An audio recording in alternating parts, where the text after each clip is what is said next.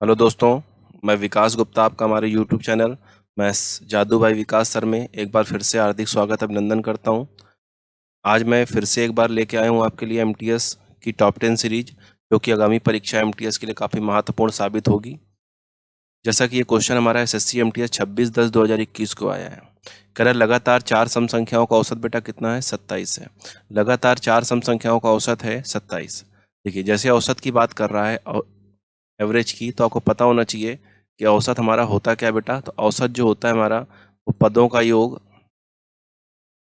बटे पदों की संख्या।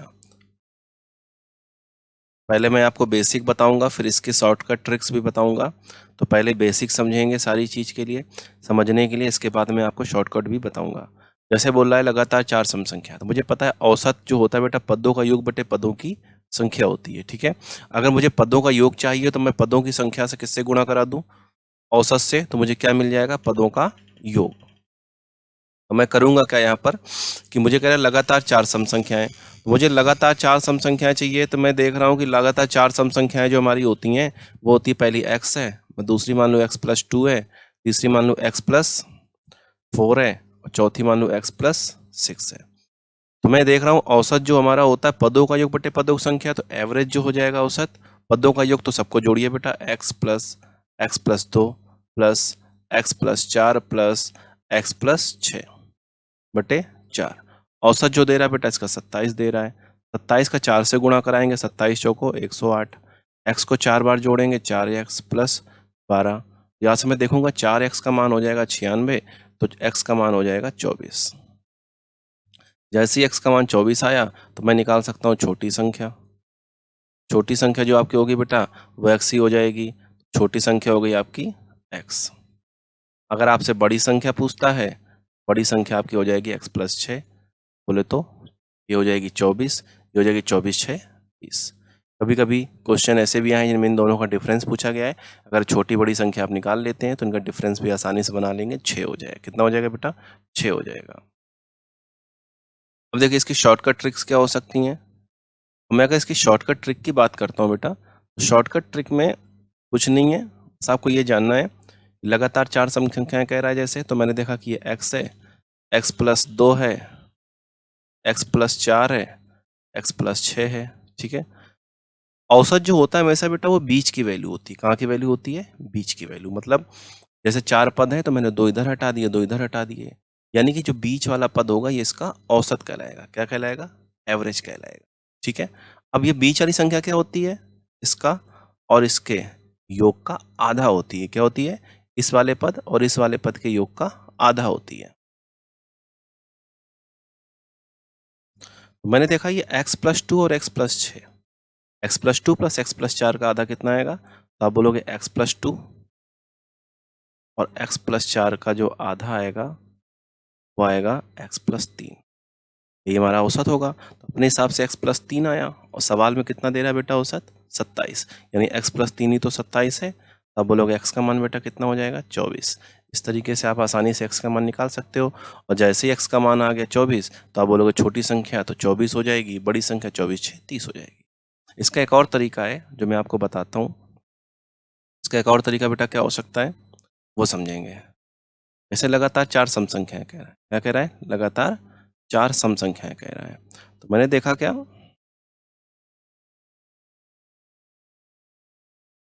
कि लगातार 4 संख्याएं कह रहा है, कुछ नहीं करना, आपको 4 में से कम कर देना है। कितना है? 3। तो जो औसत हमारा दे रहा था वो कितना दे रहा? 27। ठीक है, तो लगातार 4 संख्याएं कह रहा था, तो 4 में कम करिए 3।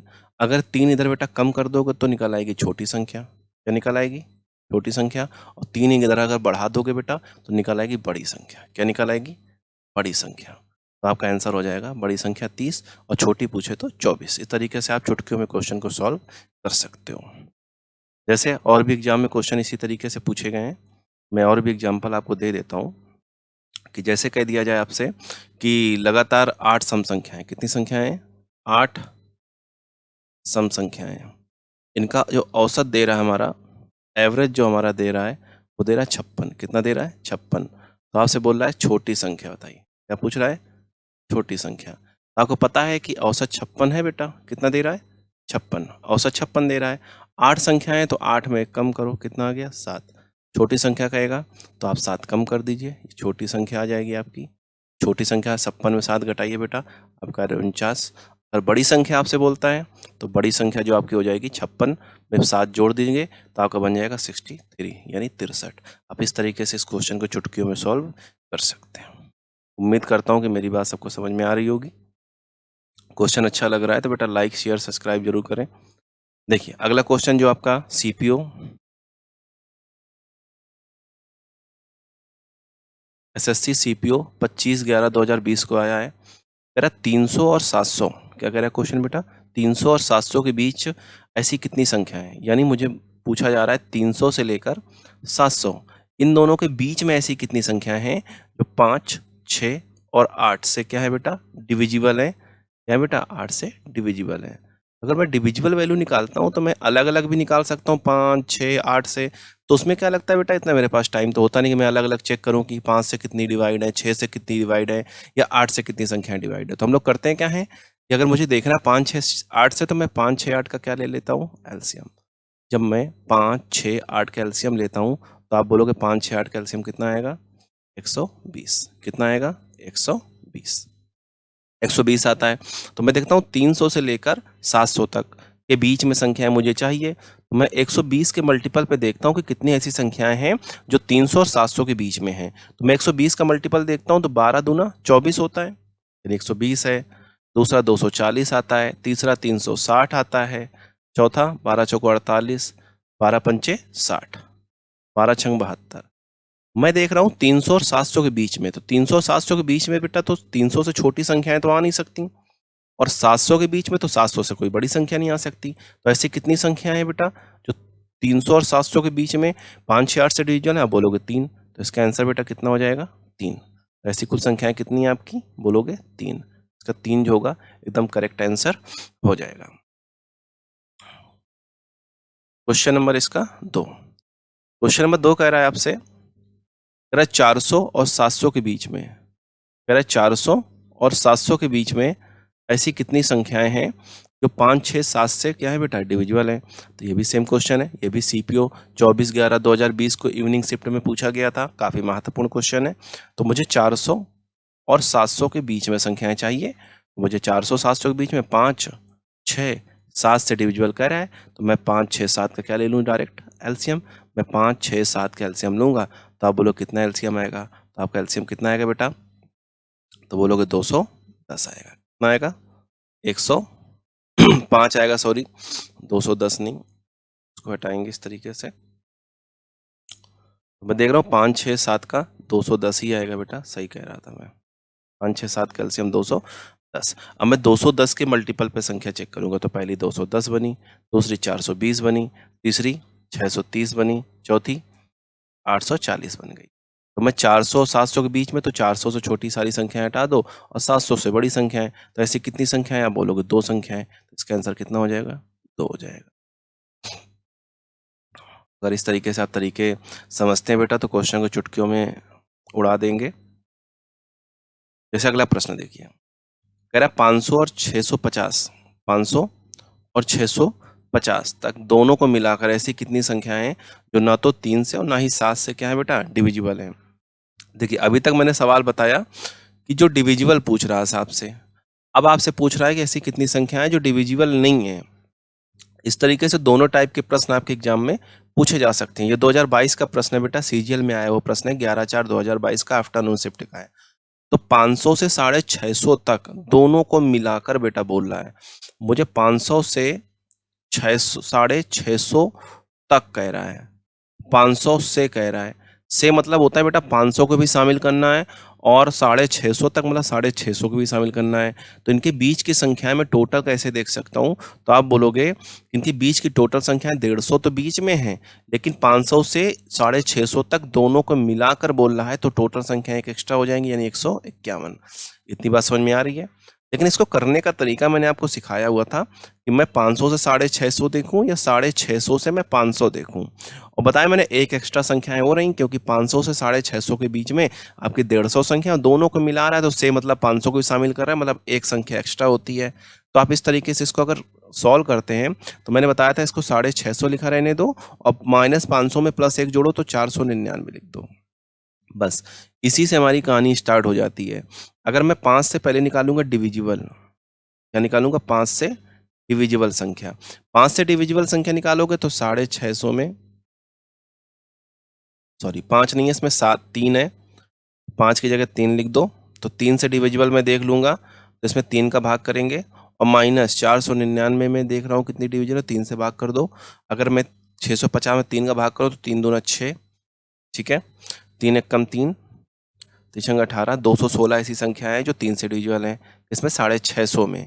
और 499 देखेंगे तो 3 एक कम 3, 3 18, ठीक है, 3 18 166। इनके बीच का अगर मैं डिफरेंस निकालता हूँ, इनके बीच का अगर मैं गैप निकालता हूँ तो आप बोलोगे इनके बीच का जो गैप होगा 6, ठीक है, 11 में 6 गया 5 और ये 1, यानी 150 ऐसी संख्या इनके बीच में, सॉरी 150 नहीं 50 ऐसी संख्याएं हैं जो कि इनके इनके बीच में है, यानी जो 3 से डिविजिबल है। ठीक है बेटा, 3 से डिविजिबल है इनके बीच में, 650 और 500 के बीच में, यानी 650 से 499 के बीच में, ऐसे ही बोल सकते हैं, कोई +1 मैंने किया हुआ है। इसके बाद में मैं 7 से डिविजिबल निकाल दूंगा। अगर मैं 7 से डिविजिबल संख्या निकाल रहा हूँ तो आप बोलोगे 650 में 7 का भाग कर लो और 499 में 3 का भाग कर लो। अब आप लोग सोचते होंगे मैं भाग क्यों कर रहा हूँ। महत्वपूर्ण बात यह है कि मैं भाग क्यों कर रहा हूँ, तो इसके लिए एक और चीज मैं बता देता हूँ। जैसे मैं बोलूं कि संख्या, जैसे आपसे पूछा जाए टोटल ऐसी कितनी संख्याएं हैं जो 1 से लेकर मैं बोल दूं 20 तक कितनी संख्याएं हैं जो 5 से डिविजिबल है। किससे डिविजिबल है बेटा? 5 से डिविजिबल। तो आप बोलोगे 1 से 20 तक कह रहे हैं तो पढ़ा तो आसानी से पढ़ सकते हो, 5 10 15 20 तक कह रहा है तो ये 4 संख्याएं हैं, ऐसे आप गिन सकते हो। लेकिन मैं बोल दूं 1 से लेकर 500 तक तो आपको थोड़ा सा टफ लगेगा कि 1 से लेकर 500 तक कैसे निकाला जा सकता है। तो मैंने बोला कि ऐसे आप संख्याएं भी लिख रहे हैं तो 1 से लेकर 20 तक, तो मैंने देखा बड़ी संख्या 20 है तो 20 में 5 का भाग भी कर दें तो 4 आ गया कि नहीं आ गया। तो ऐसी कितनी संख्याएं बनी? 4। जैसे बोल दूं 1 से लेकर 20 तक 7 से कितनी डिविजिबल है, तो 7 से निकालना है तो 7 14, आगे 2 ही संख्या बननी, 21 बड़ी हो जाएगी। या मैं 20 में ऐसे सीधा 7 का भाग कर दूं, 7 दूना 14, 2 बार जा रहा है, तो ऐसी कितनी संख्याएं बनती हैं? 2 संख्याएं बनती हैं। उम्मीद करता हूँ मेरी बात समझ में आ रही होगी। इसी प्रकार इस वाले प्रश्न को भी सॉल्व करते हैं। मुझे 7 से डिविजिबल चाहिए तो मैंने 650 में किसका भाग किया बेटा? 7 का भाग किया है, और 499 में भी 7 का भाग किया है। ठीक है, जब भाग करूंगा 7 का, 7 नंबर 63, ठीक है, 7 दूना 14, ये 92 संख्याएं बनी।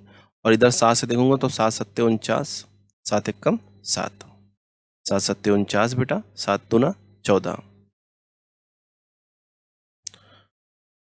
देखिए 7 सत्ते 49 हो गया हमारा, 7 एक कम 7। इनके बीच की संख्या अगर मैं निकालता हूँ घटाकर तो आप बोलोगे 21 संख्या ऐसी हैं जो इनके बीच में डिविजिबल हैं। लेकिन आपको पता होगा कि जो संख्या 5 और 7 से अलग अलग डिविजिबल है, कुछ संख्या ऐसी होंगी जो 5 और 7 के लासा, यानी 3 और 7 के लासा, 3 है ना बेटा यहाँ पर, ठीक है, 3 और 7 के लासा से भी डिविजिबल होंगी, यानी एलसीएम से भी डिविजिबल होंगी। और 3 और 7 का एलसीएम कितना होता है? 21। तो हम सीधा 3 से डिविजिबल निकाल देंगे, 3 से डिविजिबल निकाल देंगे। तो आप बोलोगे 3 से डिविजिबल है 650 बटे 3 और 7 का एलसीएम 21 था, तो मैं 21 का भी निकाल दूं। तो आप बोलोगे 21 तिरका 63, यानी ये गया 30 बार। 30 संख्या ऐसी हैं जो डिविजिबल है। 21 का भाग करो, 21 दूना 42, ठीक है, इधर बचा तुम्हारा 7, 74 हो गया, 21 तिरका 63, यानी इनके बीच की कितनी संख्या है? बोलोगे 7, जो कॉमन है। उम्मीद करता हूँ ये बात आपको समझ में आ रही होगी। इसके बाद में करना क्या है आपको कि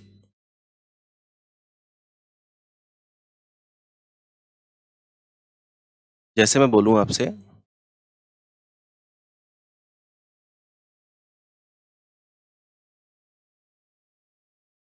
समझेंगे अच्छे से, मैं बोलूँ इस तरीके से, आपने पढ़ा होगा, ये तो पूरी संख्याएं क्या है बेटा? 3 से डिविजिबल वाली, ये संख्या है 7 से डिविजिबल वाली। और ये जो बीच वाली कॉमन वैल्यू है ये 3 और 7 दोनों से डिविजिबल वाली। 3 और 7 दोनों से डिविजिबल वाली, यानी ये बोथ वाली संख्या होती है। क्या होती है बेटा? ये बोथ वाली संख्या है। बोथ मतलब 3 और 7 यानी 21 से डिविजिबल होना चाहिए। क्या होना चाहिए? 3 और 7 21 से डिविजिबल होना चाहिए। मैंने बोला इस वाले सवाल में कि जो 3 से डिविजिबल वाली संख्याएं थी पूरी टोटल ओवरऑल जो संख्याएं थी वो कितनी थी बेटा? आप बोलोगे 50 संख्याएं थी। कितनी थी? 50।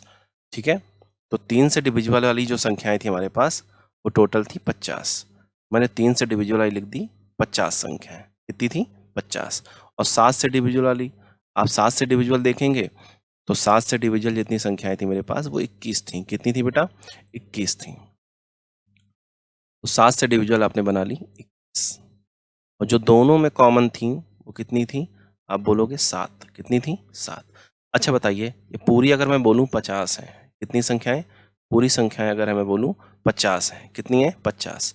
50 में से 7 दोनों में कॉमन है, तो जो सिर्फ 3 वाली होंगी, ये जो ओनली होंगी, ओनली 3 वाली, ये तो पूरी 3 थी बेटा, सिर्फ 3 वाली अगर निकालेंगे तो 7 तो बेटा 50 में से यहाँ चलेंगी तो बची कितनी? आप बोलोगे 43। ठीक है, ये पूरी 7 वाली अगर मैं बोलूँ, ये वाली पूरी 7 वाली दिख रही होगी, ये संख्याएं आपकी 21। कितनी है? टोटल 21। ठीक है, दोनों वाली हैं आपकी 7, तो 21 में से 7 दोनों में चली गई, तो यहाँ सिर्फ ओनली 7 वाली कितनी बचेंगी? तो आप बोलोगे 14। ठीक है, तो हम डिविजिबल निकाल दें। कौन सा? Only 3 and 7।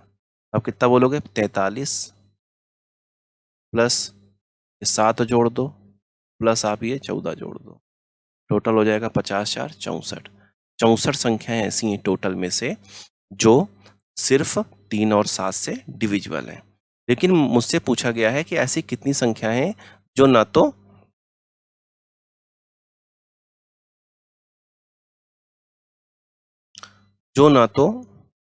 आपसे बोला 3 से और ना तो 7 से विभाजित है। तो मैंने देखा कि मैंने जो संख्याएं निकाली हैं वो जो आपकी संख्याएं थीं इसके बीच में 500 और 650 के बीच में, इसके बीच में बेटा 500 और 650 के बीच में वो आप बोलोगे संख्याएं मेरे पास थीं 500 से 650 के बीच में जो कुल संख्याएं थी वो 151 संख्याएं थीं। 151 में 64 ऐसी संख्याएं जो डिविजिबल हैं, लेकिन मुझसे चाहिए जो विभाजित नहीं है, मतलब जो डिविजिबल नहीं है। तो 51 में से मैं डिविजिबल वाली संख्याओं घटा दूं 64, तो जो संख्याएं बीच में बचेंगी वो कौन सी संख्या होंगी? जो डिविजिबल नहीं होंगी। ठीक है, तो 151 में आप इसको 64 को घटाएंगे तो ये बचेगा आपका 87। कितना बचेगा? 87। यानी इस प्रश्न का जो उत्तर निकलता है वो 87 निकलता है। क्या निकलता है बेटा? 87 निकलता है। इसका आंसर जो आपका आता है वो 87 हो जाता है। 87। आपको लग रहा होगा क्वेश्चन का तरीका काफ़ी बड़ा लग रहा है, जो भी इसके बहुत सारे शॉर्टकट बेटा बताए जाते हैं, लेकिन याद रखिए वो शॉर्टकट हर एक प्रश्न में काम नहीं आते हैं। ठीक है, तो उम्मीद करता हूँ कि इस तरीके से आप क्वेश्चन को इजीली सॉल्व कर सकते हैं। समझाने में टाइम लग सकता है, लेकिन आप इस तरीके का प्रयोग करते हैं तो मैं प्रॉमिस करता हूँ कि आपका एक भी प्रश्न कभी भी गड़बड़ नहीं होता है। बहुत से तरीके आपको बताए जाते हैं, कुछ लोग तरीके 500 से 650 के बीच में 3 से डिविजिबल का बोलते हैं लोग इस तरीके से, तो प्रयास करते हैं इस तरीके से लगाने का शॉर्टकट तरीका। आप ही आजमा के देख लेना, उस तरीके से आपको कभी भी उत्तर मैच नहीं करेगा। 500 से 650 तक बोलते हैं, फिर बोलेंगे 500 650 151 संख्या हैं, 3 से डिविजिबल 1 ऊपर कम करो 3 लिख दो, 7 से डिविजिबल 1 कम करो 6/7, कभी भी आप काट नहीं सकते। ठीक है, संख्या 21 से कभी कटेगी ही नहीं और इसका उत्तर कभी पॉसिबल नहीं होगा। आप खुद चेक कर सकते हैं, तो इससे बेहतरीन तरीका कुछ हो नहीं सकता है। आप इस तरीकों को फॉलो करके ऐसे बहुत सारे क्वेश्चंस कर सकते हैं। आज मैं ऐसे ही डाउट्स क्लियर करने के लिए आपके क्वेश्चन लेके आया था मैं। जैसा कि अगला क्वेश्चन कह रहा है आपसे कि 300 क्या कह रहा है बेटा? 300 और 500 के बीच में, 300 और 500 के बीच में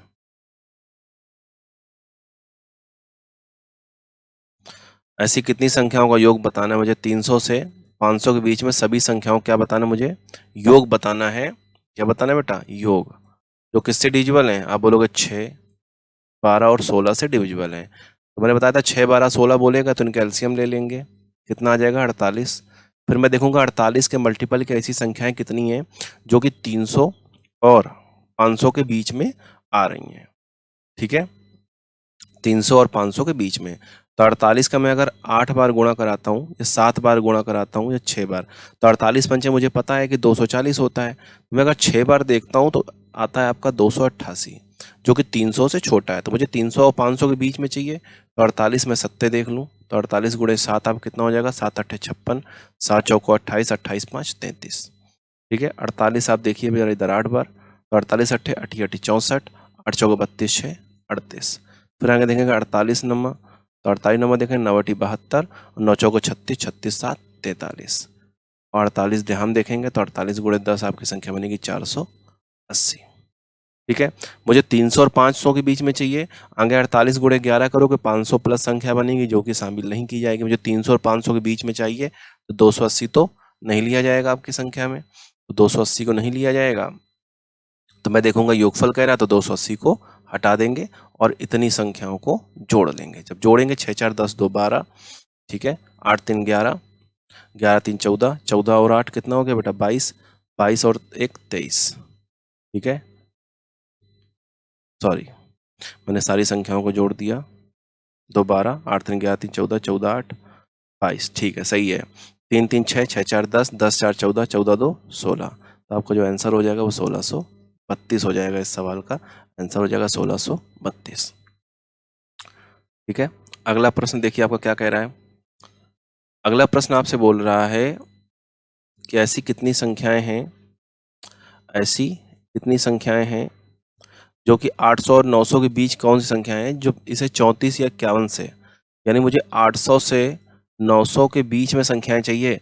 जब इसे 34 और 51 से भाग करें तो कह रहा है शेषफल कितना बचे? रिमाइंडर बचे आपका 19। कितना है? 19। तो देखिए 34 और 51 से मुझे भाग करना है, तो मैंने बताया था जब भी दो संख्याओं से भाग करना हो आप आसानी से इनका एलसीएम ले लीजिए। 34 51 का एलसीएम कितना आएगा? तो 34 51 का एलसीएम आसानी से देख सकते हैं कि देखिए 34 51 बोलता 17 दूना, देखिए 34 कैसे फैक्टर कर लेते हैं? 17 दूना 34, 51 का देखते हैं 17 तियां 51।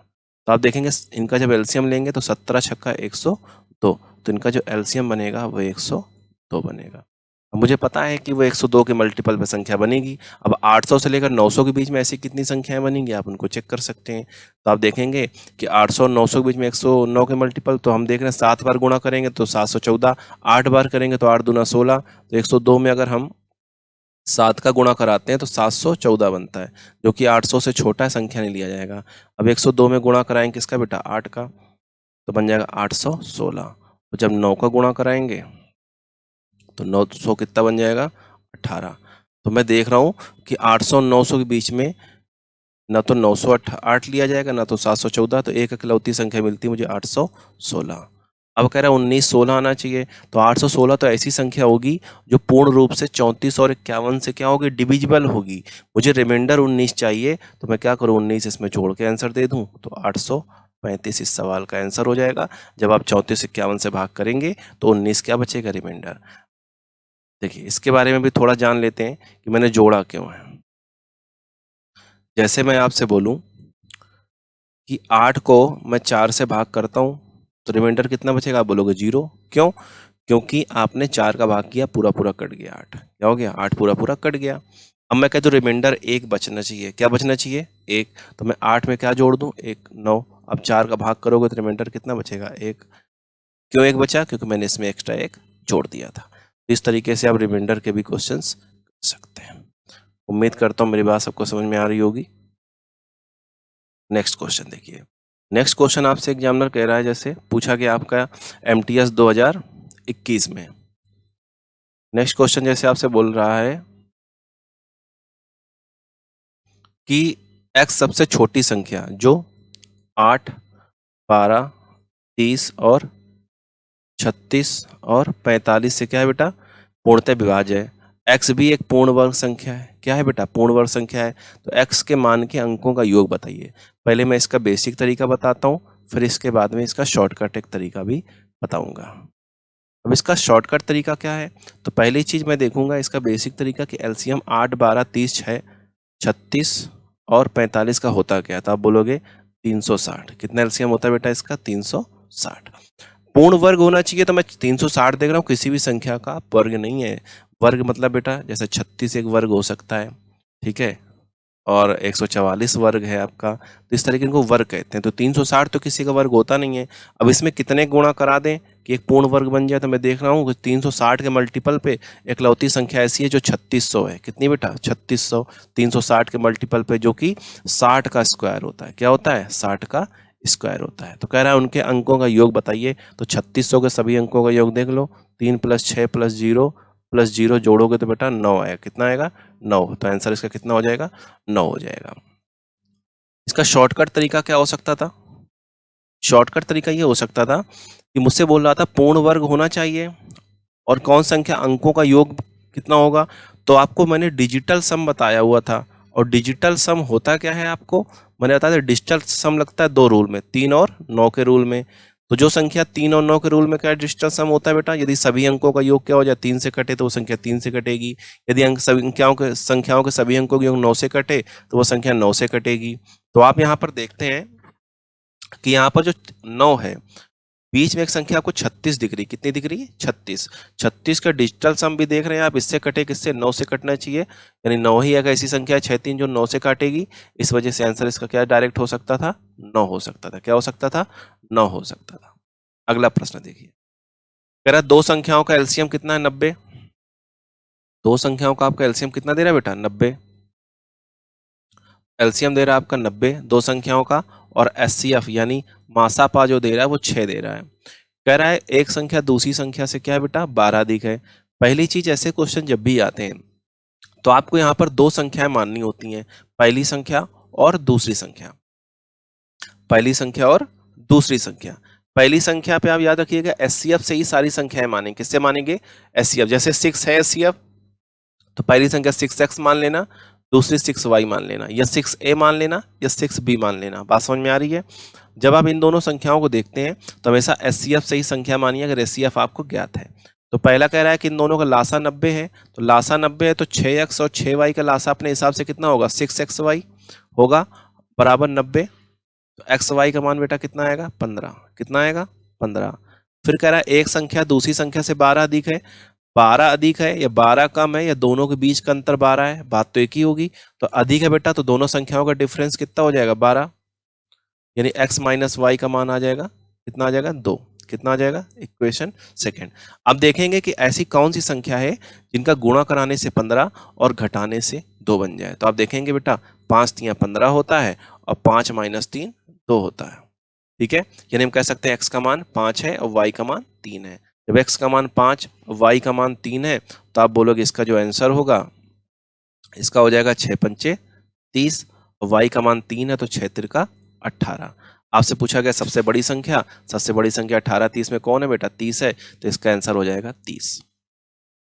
नेक्स्ट क्वेश्चन, जैसे आपसे बोल रहा है, कह रहा है दो संख्याओं का योगफल 140 है, लासा 240 है, मासा कितना है बेटा। तो एलसीएम दे रहा है आपका 240, और जो एचसीएफ दे रहा है वो दे रहा है 20। तो मैंने बताया था दो संख्याएं मानेंगे, और दो संख्या हमेशा किससे मानेंगे, एचसीएफ से। तो पहली संख्या हो जाएगी 20x, दूसरी हो जाएगी संख्या 20y। लासा निकालेंगे 20x और 20y का, तो अपने हिसाब से लासा बेटा 20xy हो जाएगा, और सवाल में 240 हो जाएगा। काटेंगे वैल्यू को तो xy का मान आ जाएगा 12। ठीक है, योगफल कितना दे रहा है 140, तो अपने हिसाब से दोनों का योगफल निकालो। 20x प्लस 20y बराबर 140, तो x प्लस y बराबर आप भाग करेंगे तो 7 आ जाएगा। तो आप देखेंगे ऐसी कौन सी संख्याएं हैं जिनका जोड़ करने से 7 और गुणा करने से कितना आ जाए 12। तो 4 3 12, और 4 + 3 कितना होता है बेटा, 7 होता है। तो x का मान 4 हो गया, y का मान 3 हो गया। x का मान 4, y का मान 3 हो गया। तो आपसे पूछ रहा है छोटी संख्या, तो पहली संख्या हो जाएगी 20 चौको 80, x का मान जब 4 रखेंगे, ठीक है, छोटी संख्या 20 3 60 हो जाएगी। तो आपसे पूछा गया छोटी संख्या, तो 20 3 60 हो जाएगी, यानी 60 इसका आंसर हो जाएगा, करेक्ट आंसर कितना हो जाएगा 60। ठीक है, एमटीएस 2021 का प्रश्न है बेटा ये भी। अगला प्रश्न बेटा, नेक्स्ट क्वेश्चन जैसे बोलता है आपसे, सीरीज दे रहा है 9999899 इंटू 9, कहता है इसका आंसर बताइए। देखिए बेटा, इसका आंसर जानने के लिए हमारा अगला वीडियो जरूर देखना, इसमें हम 9 की सीरीज के ही सारे क्वेश्चंस कराने वाले हैं, तो इसके बाद का जो वीडियो होगा इसको जरूर देखना। मैं इसका भी डायरेक्ट तरीका बता देता हूँ। जब भी ऐसी संख्या आया करे इस तरीके से,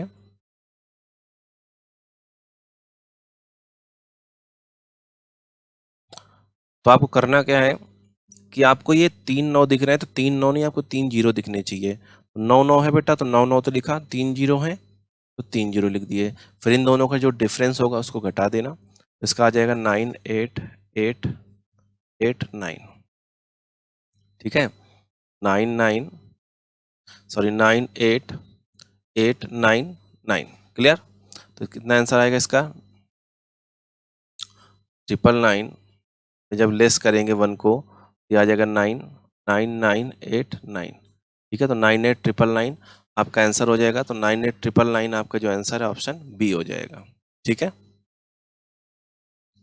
इस तरीके से ऐसे क्वेश्चंस को सॉल्व कर सकते हैं। अगर इस तरह के क्वेश्चन और सीखने हैं तो हमारा अगला वीडियो जरूर देखिएगा। अगर वीडियो अच्छा लगे तो लाइक शेयर और सब्सक्राइब जरूर करें। तब तक के लिए धन्यवाद। Thank you so much.